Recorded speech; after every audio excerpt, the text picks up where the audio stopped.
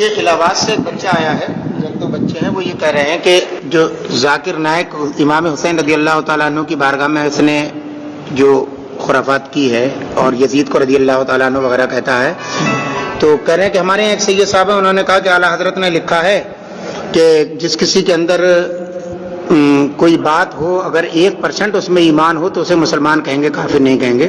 تو ذاکر نائک کے لیے کیا حکم ہے، یہ پوچھ رہے ہیں. ذاکر نائک نے کہا ہے کہ یزید کو رحیم اللہ کہا ہے، رحمۃ اللہ علیہ رضی اللہ تعالیٰ عنہ. نہیں تو اس سے متعلق الہ آباد میں ابھی پرچہ بھی نکالے تھے، جس میں اس سے ثابت ہوا، کچھ لوگ وہاں بات بھی کیے ہیں اور کچھ لوگوں نے ان سے انٹرنیٹ کے ذریعے بات بھی کیے ہیں، تو اس میں اور پرچہ نکال کر کے چھپوائے تو اس میں سرکار کو انہوں نے یہ کہا معاذ اللہ کہ سرکار مرکن مٹی میں مل گئے.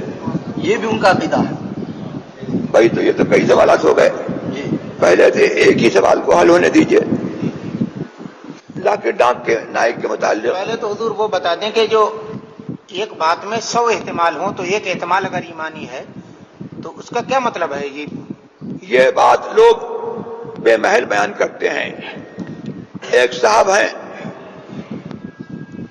دہلی میں اور بظاہر حضور مفتی ہند سے انتساب بھی رکھتے ہیں، لیکن اب ان کا وتیرہ ہو گیا ہے علماء کی شان میں گستاخی کرنا اور بہت سارے جو ہے وہ کفریات بولنا ان کا جو ہے وتیرہ ہو گیا ہے.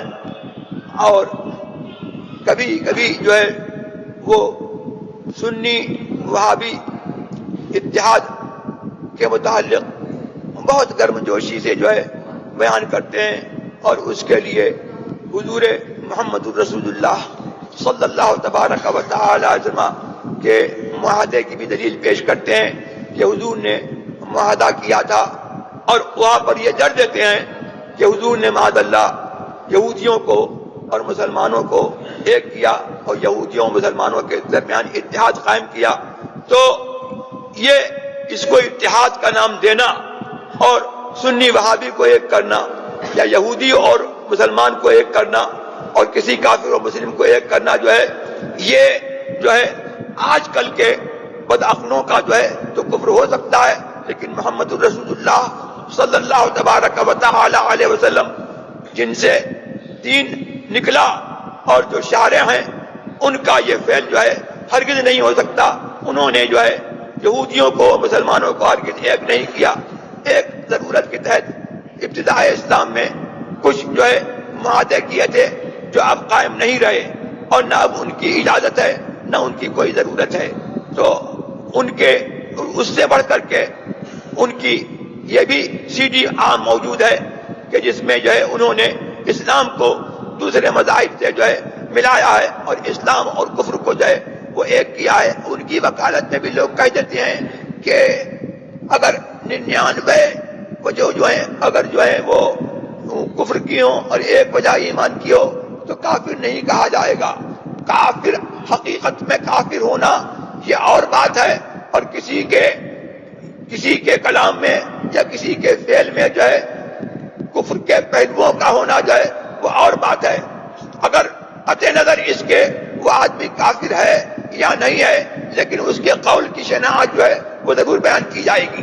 ذاکر نائک جو یہ کہتا ہے، ذاکر نائک تو کھلا ہوا وہابی ہے، اور ابھی اس کے متعلق یہ سوال آیا ہے کہ اس نے حضور محمد الرسول اللہ صلی اللہ تبارک و تعالی علیہ وسلم کو یہ معاذ اللہ یہ فرمایا، یہ کہا کہ حضور معاذ اللہ مر کے مٹی میں مل چکے ہیں، اور یہ بھی کہا کہ حضور کو ماننا غلط ہے، اور یہ بھی کہا کہ حضور سے مانگنا حرام و شرک ہے اور حضور کو ماننا حرام ہے.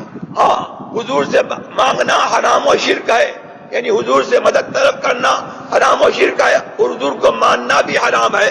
تو اس کو تو ابھی کلمے کی سمجھ نہیں ہے. کلمہ جو ہے ہم کو بتاتا یہ ہے کہ اللہ کو ماننا اسی وقت ہوگا جب رسول کو مانو گے. لا الہ الا اللہ محمد الرسول اللہ، اللہ کے سوا کوئی معبود نہیں. اگر جو ہے اللہ کے سوا کوئی معبود نہیں یہ آدمی کہے اور کہتے کہتے جو ہے مر جائے، جب تک محمد الرسول اللہ دل میں نہ ہو اور دل کے مطابق اس کی زبان چاہے محمد الرسول اللہ نہیں کہے گی، مسلمان نہیں ہوگا. اور اگر محمد الرسول اللہ الہ الا اللہ نہیں کہا تو مسلمان ہوگا. اور تو یہ کلمہ تو یہ بتاتا ہے، اور کلمہ یہ بتاتا ہے، وہ کہتا ہے کہ معاذ اللہ مر کے مٹی میں مل گئے، لیکن کلمہ یہ کہتا ہے محمد الرسول اللہ، محمد اللہ کے رسول ہیں، جیسے پہلے تھے ویسے آج ہیں، جیسے کل رسول تھے ایسے آج رسول ہیں، قیامت تک رسول رہیں گے، قیامت تک زندہ ہیں. تو زندہ ہے واللہ، تو زندہ ہے واللہ، میری چشم عالم سے چھپ جانے والے. تو ذاکر نائک جو ہے وہ تو وہابیوں کا مبلغ ہے اور دیوبندیوں کا مبلغ ہے، وہابی نواز ہے، دیوبندی نواز ہے، بے شک وہ کافر ہے.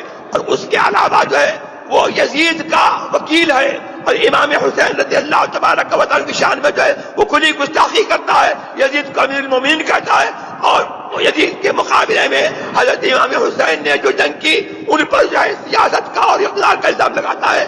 تو یہ قول بے محل ہے، اور یہ جو ہے یزید کی جو ذاکر نائک کی وکالت معلوم ہوتا ہے. جو ایسا قول کرتا ہے وہ اپنے اس بے محل قول سے جو ہے باز آئے اور توبہ کرے. ابھی ذاکر نائک کے کچھ پروگرامات تھے یہاں یو پی میں. سب سے پہلا پروگرام تھا الہ آباد میں، اس کے بعد میں لکھنؤ میں تھا، اس کے بعد میں کانپور میں تھا. تو جماعت رضائے مصطفیٰ الہ آباد کے صدر ہیں شاہد صدیقی ایڈوکیٹ صاحب. تو انہوں نے وہاں پر الہ آباد میں اس سلسلے میں کافی ان تمام چیزوں کو بنیاد بنا کر کے وہاں پر اس کے بائیکاٹ کا پروگرام بنایا، اور اس کا کافی کامیابی ملی. ذاکر کے پروگرام کا لوگوں نے بائیکاٹ کیا اور پورے یو پی ہی سے بائیکاٹ ہو گیا. تو یہ تو بہت ہی خوشی کی بات ہے. اور کل مجھے رپورٹ ملی ہے کہ اس نے یہ جو بقا تھا اس سلسلے میں یہاں پر استفتاء آیا، اور مولانا افضال عن قریب اس کا جواب تیار کر رہے ہیں.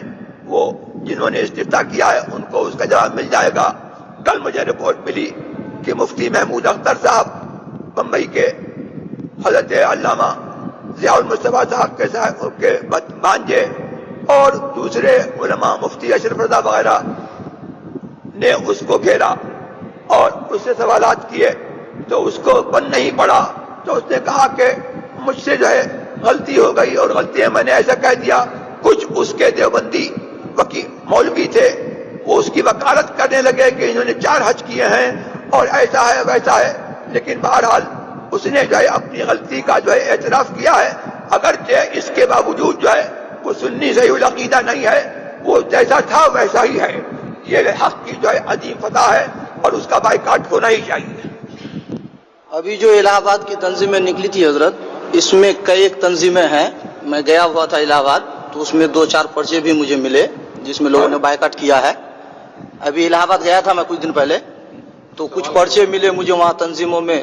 تو وہاں کے لوگوں نے بائیکاٹ کا جس وقت اعلان کرنا شروع کیا تھا، نہیں مطلب ذاکر نائک سے جو ہے انٹرنیٹ کے ذریعے بات چیت کی کہ کیا آپ کے یہ عقائد ہیں.